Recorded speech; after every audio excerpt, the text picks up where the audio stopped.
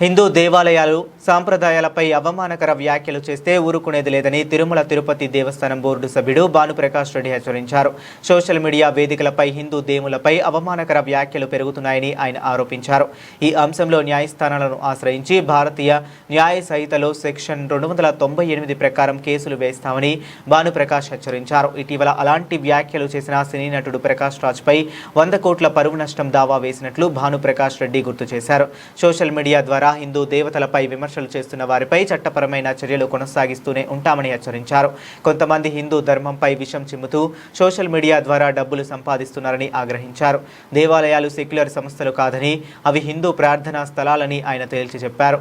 ఈ మేరకు దేవాలయాల్లో ఉద్యోగాలు, వ్యాపారాలు హిందువులకు మాత్రమే ఉండాలన్నారు. శ్రీశైలంలో అన్య మతస్థులు సగం జనాభా ఉన్నారన్నారు భానుప్రకాష్. దీనిపై దేశవ్యాప్తంగా చర్చ అవసరమని, మేధావులు, రిటైర్డు న్యాయమూర్తులతో సమావేశం నిర్వహిస్తామని పేర్కొన్నారు. రాష్ట్రంలో దేవాలయాలపై దాడుల విషయంలో ప్రభుత్వం కఠిన చర్యలు తీసుకోవాలన్నారు. ఎన్డీఏ కూటమి హిందూ సాంప్రదాయాల రక్షణకు కట్టుబడి ఉందని భానుప్రకాష్ రెడ్డి అభిప్రాయపడ్డారు.